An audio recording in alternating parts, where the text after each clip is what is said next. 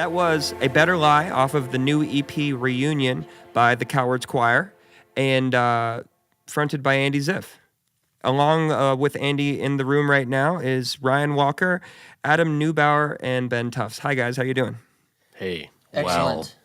Wow. That was a great song, Andy. I really Thanks, enjoyed man. it. Appreciate it. When did you record Reunion? I know that you just had a CD release for it, right? Yeah, we had a release show for the EP on August 10th at Iota, which is one of our favorite spots, if not favorite places to play in the DC area. And you asked, we had the release show. I recorded it actually, probably. Let's see. It's been about 3 months, I think. Really? In New York at a studio called Singing Serpent. Now, why did you go to New York? I mean, I hear people do that, like I've recorded all my records here, and I literally could walk here if I wanted to. But Right. sometimes people fly all the way to LA or New York to record a record. Is it because the producer that you used, or you just had a good relationship with the... Right. So I actually, before I forget, I want to mention this room, the Red Room at Q Right. Studios. It's about 10 years ago, almost to the day, Sure. that I recorded my first release here. Cool. And then that was under your solo name, Andy Zipf. Right, Andy Zipf, yeah. And it's horrible. Don't find it. The record's horrible? But not because of... Not because of the studio, exactly. Let's clarify that. Just because, I had to get out there and skin my knees up a little bit and learn what I was doing. So I recorded in New York with my friend and producer, Jeremy Griffith. He produced my last record, Jealous Hands, and really I consider it the only record that I've ever put out, because I feel like Jealous everything that I've released since or previous to that was kind of building up to Jealous Hands. The Jealous Hands album is the song that you do the trickery with your iPhones and the people The in the witchcraft, audience. right. Is that from Jealous Hands? It's called Gracious Woman, and what I do is I use SoundCloud, so I created a profile. I think it's called Zipf Organ, and for those of you listening, you can look this up. It's not going to do anything for you except create like a G chord. But what I did was I created 3 different tones in the key of G, and then people can use this app during the show. Play that. I'll play that song. They can go to Zipf Organ at SoundCloud, SoundCloud.com Zipf Organ. And it's an amazing thing you do, and I've Yeah. seen you do it at Sixth and I think. And I was there, and it's pretty magical, actually. And It's I've really seen cool. you do it at the Hamilton, all DC Yeah. venues, because that's where I've played with you. And you get an entire room of people, whether it's 100 people or 300 people, to all whip out their iPhones or their Androids or whatever, and they each pick a track, because you have 3 available. And I think you right. So how it works is, and this is why it's so fun for me, because it's all just for me, because I'm Sure. just that selfish. So it's unique in every room, because it sounds different based on the choices everybody makes. So, if I'm playing like I'm playing a house show in Nashville, for instance, it's going to sound different and feel different than the Hamilton. Sure. Because it's just a smaller room, and the Hamilton's a bigger room. But there's three tones, all in the key of G. So it sounds like an organ coming from the audience. It sounds like you're in church. And it plays along, with the music. And so it sort of tricks you into thinking that, everyone's playing along. But, they actually are. There's all they have to do is press play. Sure. And I just thought it would be interesting. Everyone's got their smartphones. 90% of the people that are going to come to a show have got a smartphone, whether it's an Android or an iPhone, taking pictures on Instagram or Sure. posting stuff on Twitter about the show. And I just thought, how can I maintain people's attention? Did you come up with that idea? The SoundCloud thing, I thought of that, but Right. The Flaming Lips did a show where they had like I think it was like mini tape recorders with pre-recorded music on it. So it created like an ambient loop throughout the audience. And other people have done it like in Arena. I'd be like,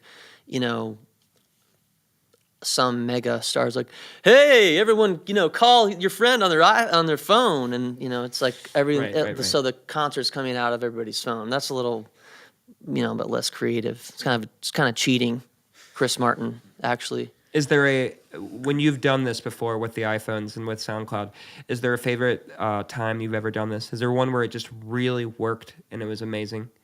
Do you have a? Well, this is actually, I think I have this on YouTube. Adam and I played a show as a duo in Pittsburgh at a friend's house. Mm-hmm. And I think it was about a year ago I went on tour and did this. And I hadn't done, I just thought this will work. I hadn't actually done it. So we show up to Pittsburgh. I think it was maybe the second show of the tour. And it was perfect because it's a house, all wood floors, and the acoustics were great. And so I had these cards that I handed out with the information on it. And the whole idea of that tour was to participate, whether it be clapping or singing or using your smartphone to play along. And so there is actually a video on YouTube if you just Google Pittsburgh participates and my name, Andy Zipf. You'll be able to find that. I think it's actually on my website too. And probably because that was the first time you ever did that. Yeah, it was really special, and we just somebody happened to capture it on their iPhone. So it's awesome. Like a minute long or something, but that was pretty cool. The other time, it actually works in the key of C too. Okay. The same thing. Because it's a G ringing out. We're getting really nerdy here, Andy. You asked me to come. This is who I am. I can't change. No, absolutely. Please tell us about. We're gonna go a little nerdy. If you Google Pittsburgh participates, just that, it's the first thing that comes up. Oh, bitchin'. Yeah. So that is bitchin'. So yeah. I don't know why that adjective came to my mind, but I thought it was appropriate. So it's appropriate. Yeah. So there's another one. Greenville participates. Right. Greenville, Illinois, and that one is. The tone on the phones, and everyone's holding candles that I passed out. Oh, that's amazing. That was cool. And that's not something you can, the idea is for people to come and be in a room with you and for you to be able to connect them in person. And that tradition is not going to change. Being a physical space, people watching on YouTube now, like it's not quite the same. It's cool. They can watch us doing this interview, but like the point is to get them in a room to see you, because there's something special that happens. You're creating a vibe. You're creating an experience where everybody's part of it, and not just them just watching you. Like they're doing this so that they can actually feel like they were they were involved in the show in some manner. Right. You've been touring under your name for years, Andy Zipf. For like 700 years. And the first time I'd heard about you for forever, because you're one of the more active people that come from the DC area in the singer-songwriter scene.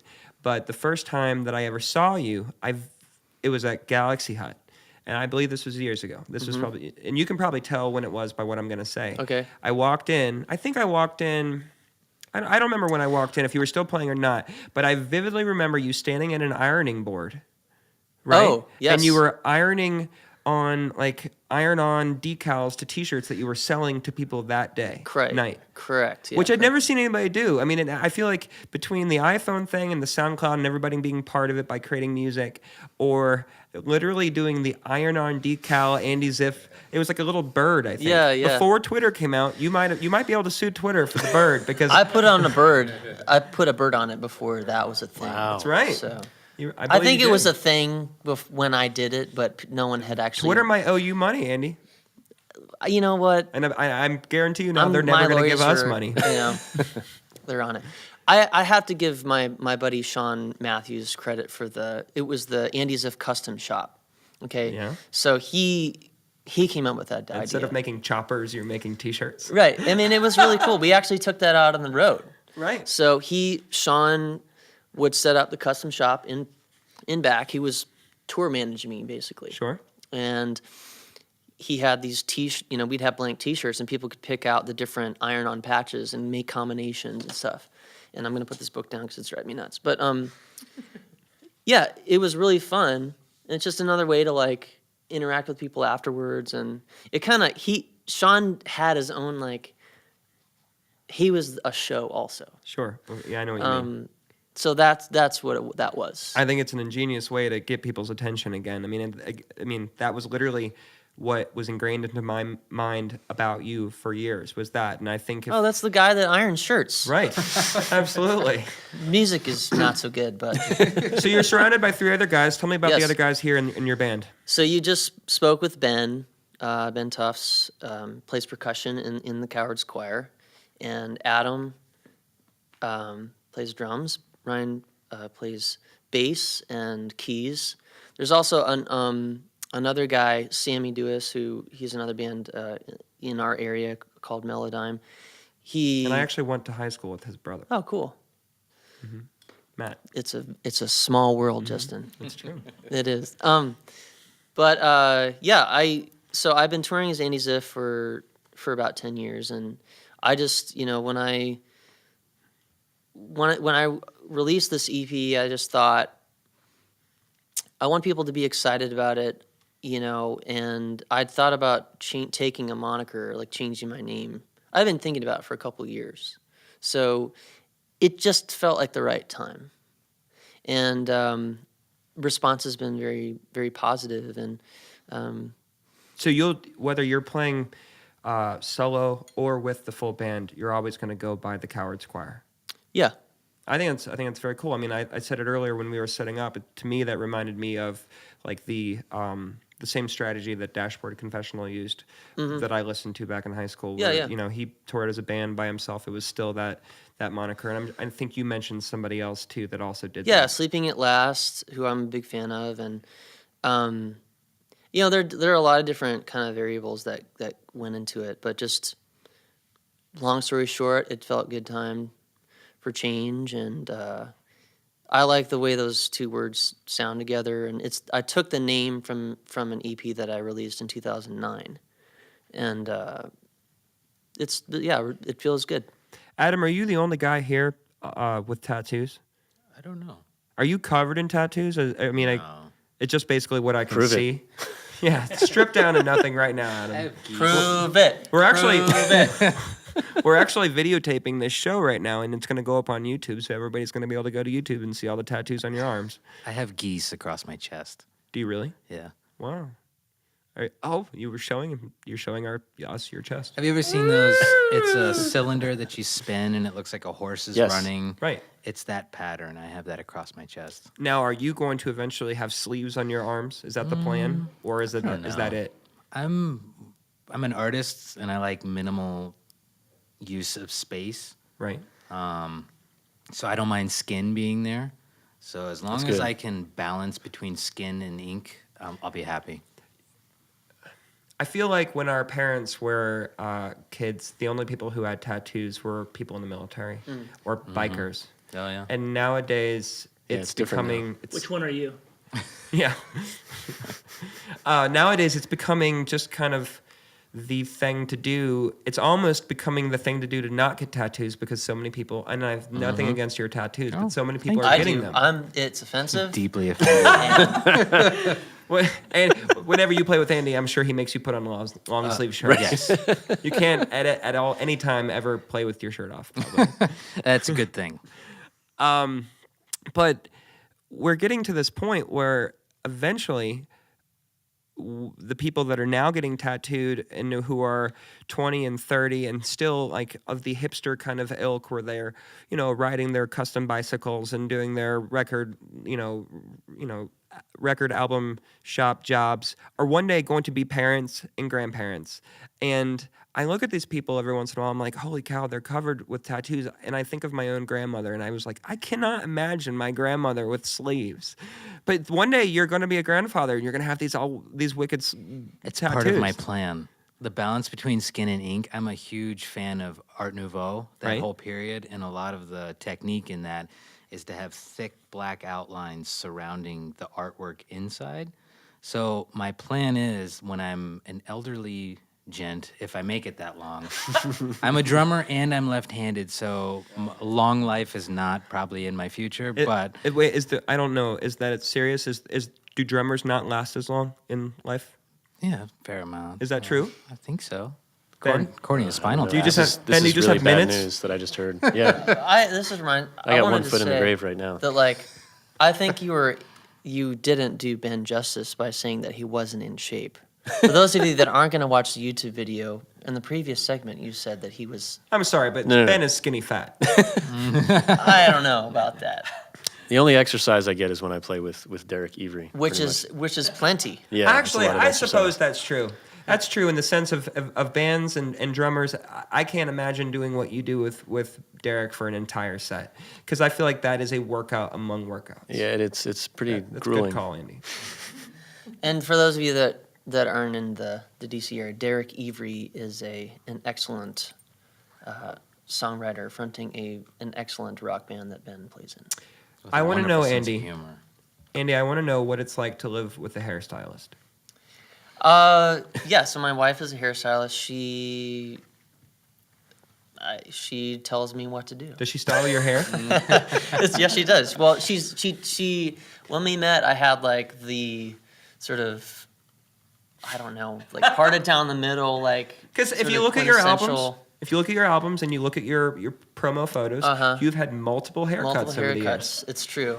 Yeah, All free. I met Miriam when I was doing this, and like she's definitely, she is my personal stylist. Is among there a other way things. that we can introduce your wife to Ryan? I actually, Oh, we've met before. yeah. What?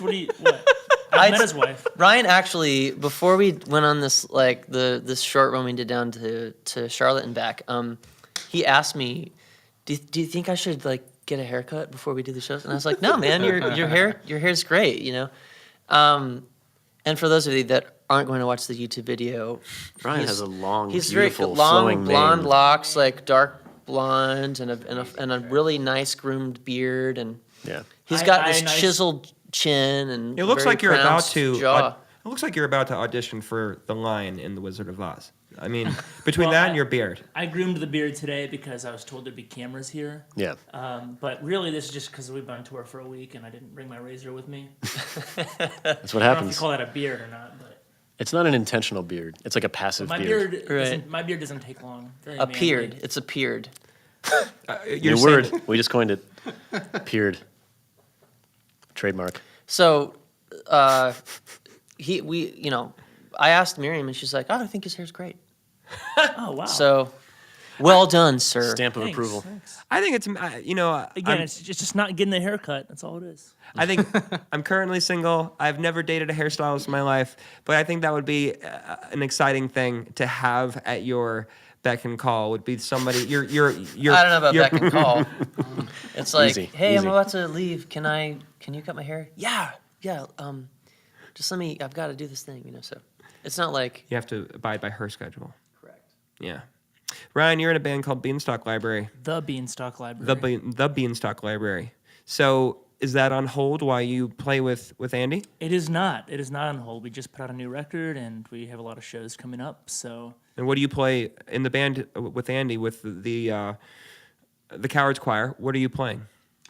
I play bass and keys and sing and kind of depending on the format of the show, some guitar sometimes and just kind of whatever. I'm really looking forward to Whatever he hearing you needs. guys play live today because Sean in the control room right now was actually at Ben's event last night. He was. And you guys played not as what you're doing tonight, but you played as the Beanstalk Library featuring Andy Zipf, right? Correct. It was like the Justice League.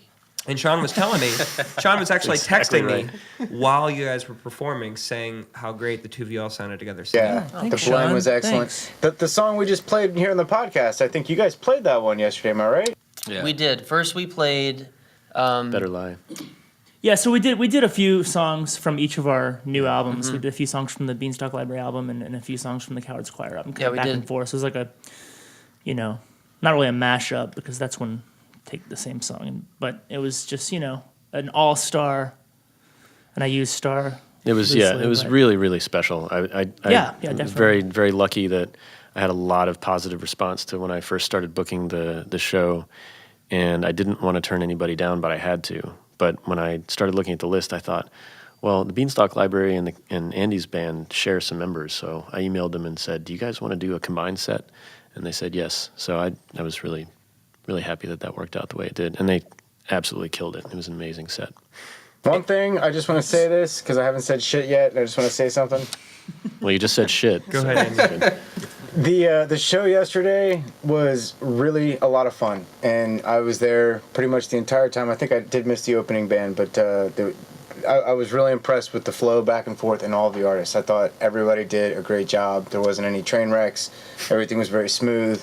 And everybody played really well. Like, I really enjoyed your guys' set. I'm glad I got a chance to catch that, so thank you. That was killer. Thank you. Thanks, Sean. Andy, you live in Falls Church, and Yes. you tour nationally. Yes. And you've had songs placed on television, I think on Private Practice. Yeah, a couple shows on the ABC network. Mhm. What else besides Private Practice? Recently, like 2 weeks ago, on a show called The Fosters. Really? Yeah. I don't It's know a new about show. what is the Fosters. So The Fosters is a two mothers and some foster children and adopted children. Is it a sitcom or is it an hour? It's a drama. Cool. And yeah, it's a family drama on ABC. And the same song, actually, it's called "Stumble on the Line." It was I released it just before Jealous Hands, and so ABC has used that twice. Wow. But I've had like a few other placements on TV. Some not so sexy, like Date My Mom, and Really? yeah. Well, this is a really interesting modern phenomenon because 20, 30 years ago, if any artist who was trying to be a legitimate original artist sold a song to TV, automatically, I think their entire be selling out. fan base would consider it to be selling out. Right. But these days, I think everyone understands like nobody's buying CDs anymore. Right. And so if you can make money on a TV show, it's actually kind of considered cool. Like, I watched that show. It's considered cool, and for most people, it's considered a way to break into the Sure. national market. Sure. Yeah, and I can see that, interest, you can see that the pattern change and interest change exponentially when something like that happens. What do you mean? Just more interest on, and here's another nerdy tangent for you, watching the analytics Oh, of on course. Facebook and Twitter followers and Facebook likes and things like that. If you didn't live in DC, if you didn't live in Falls Church in the general DC area, with all the national touring and the visiting various cities around the country, where would you live? Chattanooga, Tennessee, just south of San Diego, California. Just south of San Diego? Yeah. Like as close to Mexico as you can get? No, not quite that far. I have some friends that Are you saying you want to run drugs, Andy? Is that what you're saying? this is how I'm able to do what I do. Whatever it takes, man. Whatever it takes. Andy is a not drug paying mule. That's not selling out at all. No. So Chattanooga to selling- Tennessee and selling just south of Yeah, but like maybe- San Diego. Actually, what I meant was just north. So between LA and San Diego. So okay. not in LA proper, not in San Diego proper, in between. Like in one of those towns right on the coast. My wife and I went out and visited some friends of ours a few years ago, and we seriously considered moving there just because it was so peaceful. Where would you completely refuse to live? Like for me, it would be Trenton, New Jersey. Oh, wow. Good call. Well, I went to high school in Jersey, so, that's not cool, man. I don't know. I probably wouldn't go back to Jersey, where I went to high school. But, man, where would I refuse to go? Probably somewhere completely secluded from all my friends. Sure, of course. Is what in family. But you're the I was serious. Don't do. Oh, I was too. okay, cool. and you have a great personality, and I imagine you've really picked up friends wherever you go. I mean, it's you guys were talking before we started about one of the places that you one of the houses that you slept at while you were touring. And it's as a musician, when you're touring and you don't have the budget for hotels, you often sleep on couches and floors of In friends cars. and family. Yeah. In Slept in a car cars. before. Mm-hmm. But you just played at the Evening Muse recently with the Coward Squire. Correct. Yeah, we played August 14th at Evening Muse in Charlotte, North Carolina. That is one of the most special rooms and best venues on the East Coast. And I always like to play there on my way south of North Carolina or coming back home. And so I can't wait to actually tell Don and Lori Coster that we're talking about that right now. But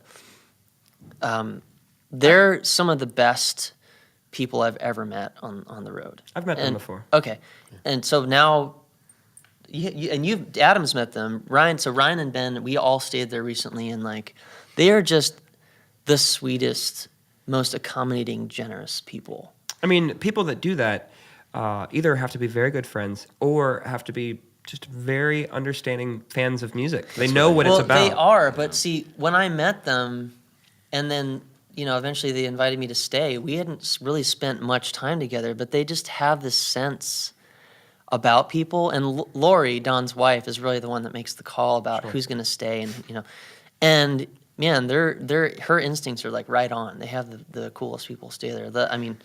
Except for us, but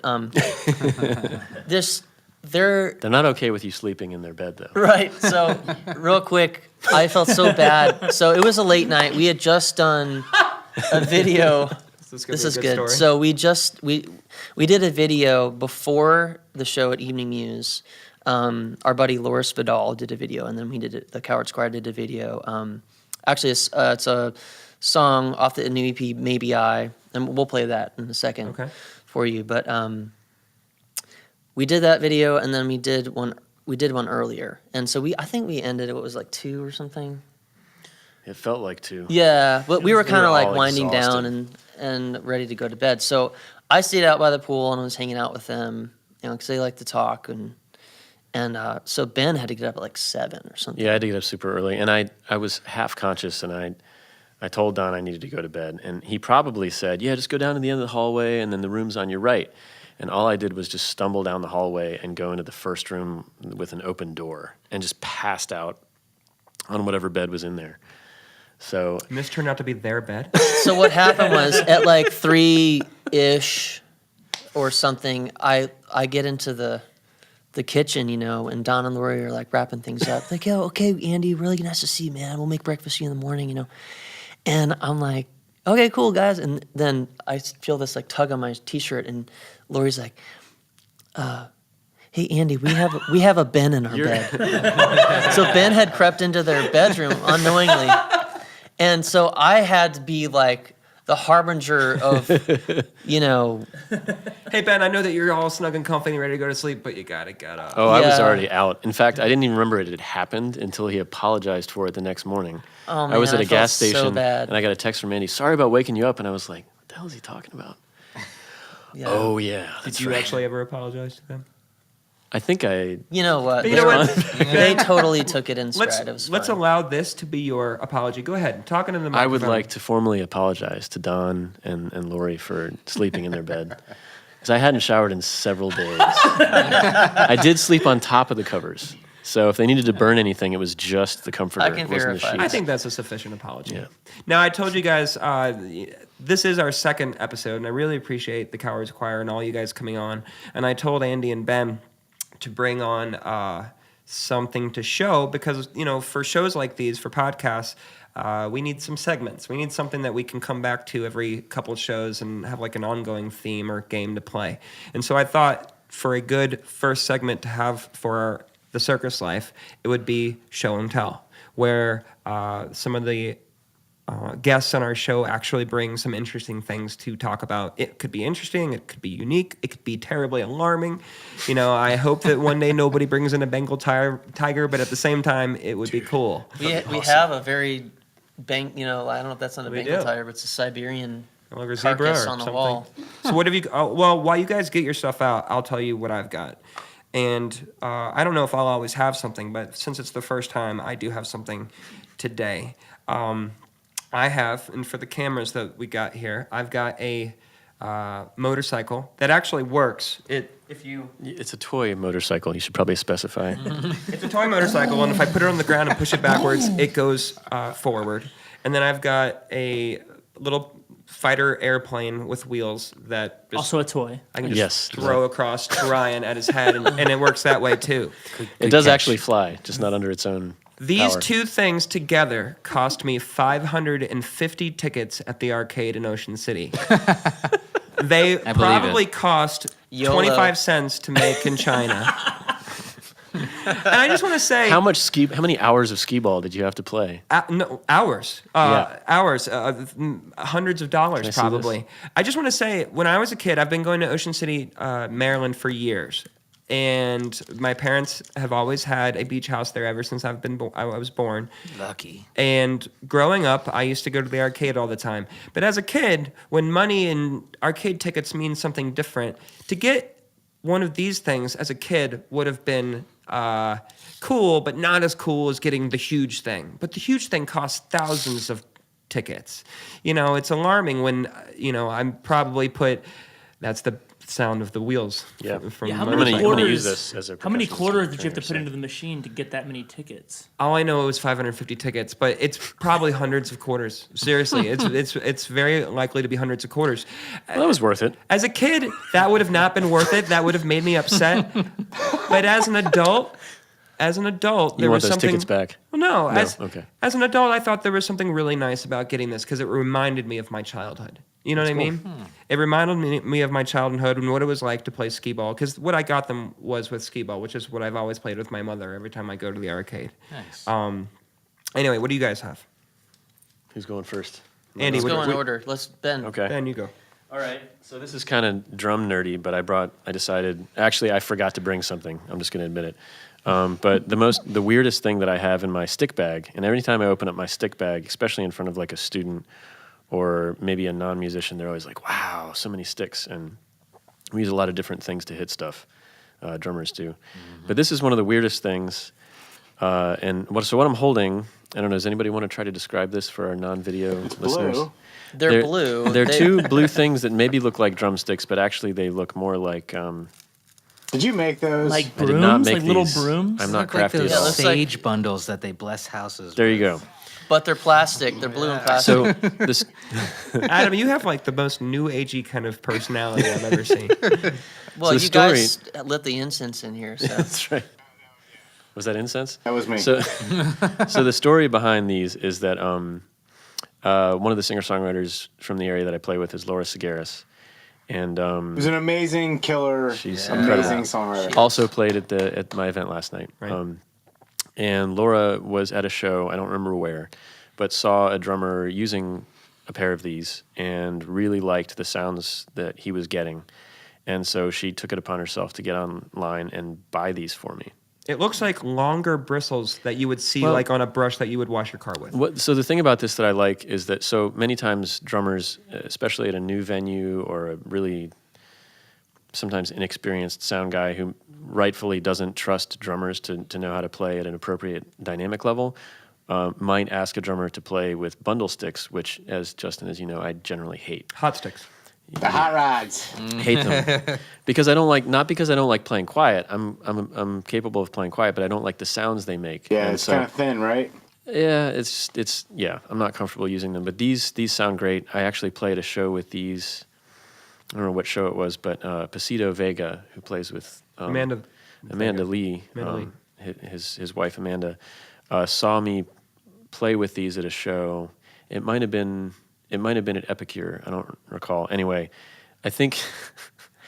I won't say exactly what he said, but he said that watching me, when he heard what they sounded like, he soiled himself. That's not the wordage he used. Right, of course. We can imagine.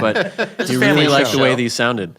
So anyway, I like using. I'm actually not going to use them for the songs we're playing today, but I like these a lot, and they look weird. When I was recording an album with Ken Wenzel last year, I used these a lot, and they ended up with a nickname that's probably not appropriate for the podcast. But the first word was Smurf. Right, yeah. The second word is I can imagine what it is. is a phallic term. Right. But, Nixon. Smurf Nixon. Smurf You got it. Nixon. That's not. Thank you. That's actually Andy's next band name. it is. Andy, what did you bring here? I'm not going to be in that one. But I actually Totally in that one. I brought the excellent book Miss Twiggly's Tree, and we had a copy of this at my house growing up, and this is the thing that taught me about rhyme scheme. This book taught me about rhyme scheme. Why don't you read a passage from... Well, I don't need to read because I have it Do you really? memorized. Yeah. He actually can't read. So this is by, for those of you that are interested, by Dorothea Warren Fox. And the illustrations are beautiful also, which is really what interested me as a kid. And this is actually, I found out in this edition, based on a real woman who saw, I guess, a friend building a treehouse in her town, and I guess where was it? And how old was a young Andy Zipf when you were reading this? Well, it was Andrew at the time, Justin, Really? and I didn't become Andy until I was about like 12 or something. But so I will, and you can read along here and make sure I say everything correctly. Oh, you actually do have this legitimately memorized. Yes. I got it. All right, go ahead. So- Challenge yourself. Funny Miss Twiggly lived in a tree with a dog named Puss and a color TV. She did what she liked, and she liked what she did. But when company came, Miss Twiggly hid. Oh, that's nice. I like that. So I'm not going to read you the whole story, although I would be happy to do an entire podcast and read the entire thing because it's great. You know, I am a shy guy. I had to learn how to be extroverted Right. to kind of do this a little bit better. And I was a shy kid, and her whole thing, Miss Twiggly, was she lived alone with her dog in this tree, and there's a hurricane comes to town. So all these people that ridicule her in the town for being this weirdo, she offers them shelter. Mm-hmm. So they all go up in her tree where there's this hurricane, okay? And she gets to be comfortable with these people. And so I'll read you the last Oh, spoiler alert. page. Shut up, Ryan. And Miss Twiggly found out something wonderful too. When emergencies come, you don't think about you. You help all you can, and you never ask why. Then the first thing you know, you forget to be shy. So there's a couple things. It taught me about rhyme scheme. It taught me about telling a story in a song. Of course. And I love the illustrations, and it's got a good message, and that's my show and tell. My favorite book Teacher. My favorite book growing up was The Giving Tree. Another excellent, same thing. You Right. know, actually, I think it was Shel Silverstein that wrote A Boy Named Sue. Yeah. Yeah. That's right. Johnny Cash. Well, I know you guys brought your instruments. We have you all set up and sound checked and ready to play. What do we say we do a song and then come back and talk a little bit more and then do one more song before the show is over? What song are you guys going to play first? We are going to play Where the Hand Don't Hold Me Down, and that's the second track off Reunion. And just a little backstory, it's I had the first verse written for a long time, and then when I went to visit my dad in the hospital, he almost lost his eyesight, and also had to have this corrective surgery on his heart. Mm-hmm. And it was just a preventative thing, and so I finished the song after visiting him in the hospital. So. Great. So let's listen to Where the Hand Don't Hold Me Down off of the Reunion EP from the Coward Squire.